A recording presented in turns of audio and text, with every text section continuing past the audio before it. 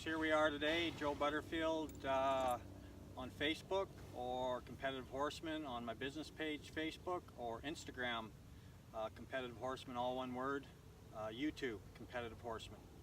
So I'm here to talk to you today about why would we do the games? Why is the games so important if we were doing competitive horsemanship?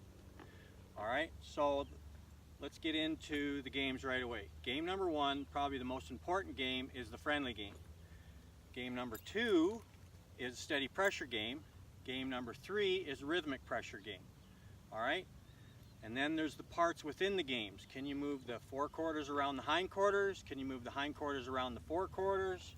Can you back your horse up? So this is steady pressure, backing my horse up. Steady pressure, leading my horse forward, right? So friendly game is, I'm going to use this later, this stick, for a little rhythmic pressure to help out.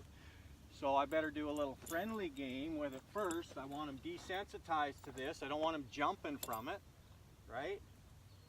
So all 5 zones, friendly game, or you might need the string for whatever reason, doing something. Is he friendly to the string? Going to team ropings, this will help, right? So friendly game first is most important, but then we have the steady pressure game after that, which is the 4 phases is hair, skin, flesh, bone, are the 4 phases. So you'd start at the hair, oh, it's not working, you go to the skin, not working, go to the flesh, it's working, back off to the hair. All right? So there's the 4 phases there within the steady pressure game, and that's what we're going to be talking about today, is the steady pressure game and how we can control the hindquarters and how it could help you going around the steady pressure using the hindquarters. And then there's a barrel behind me that hopefully you can see it. This camera's just hanging on the fence here, and maybe you'll get the drift here of why I would want to do the games on the ground first. Well, if you see me here, I'm going to move his forequarters around. Now watch as I can move his hindquarters. See how how light he is when I move his hindquarters? Just so you guys can see this again, we'll do the other side here. So at first I move his forequarters. Now watch how I can move his hindquarters but keep his head looking where we're going. And if I needed that stick to kind of help me along there, see? So how I can go towards the barrel, and with steady pressure meaning hair, skin, flesh, bone if need be. So you'd start at the hair, it's not working, go to the skin, no, it's not working, go to the flesh. Oh, it's working, then back off to the hair and make a move with that hair. Just a step or two to begin with, day by day by day, and then you'll have a horse like this one to where you can move him all the way around like this, or move him towards you like that. Okay? Now, here's the trick. So I'm going to show you and relate it to the barrel racing. I'm going to get on him here in a minute, and in order for a horse to get his lead, number one is his hip has to stay ahead of his shoulders right up into the canter in order to get his lead, right? So that's hip control right there to get that going.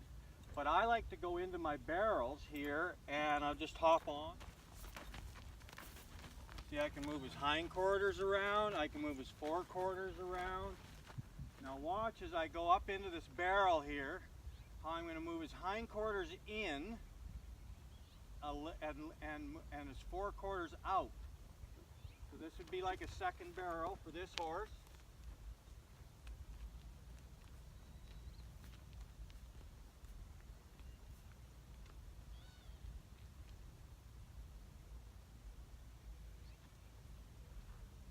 Come towards you, go the other direction. I'm going in a straight line.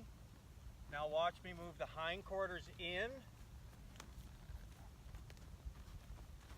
All right. So I'm not real fanatic about like really having to move the hindquarters to the inside of the tracks going around the barrel. But here's the thing. You guys have felt it before where you're going up into the hole and it feels like your horse is dropping his shoulders and it feels like his hips are leaking down there to the third barrel.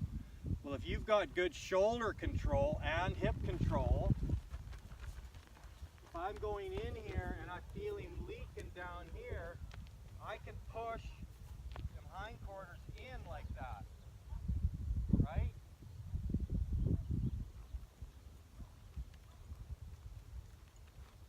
I could push these hindquarters in if I feel them leaking, you see?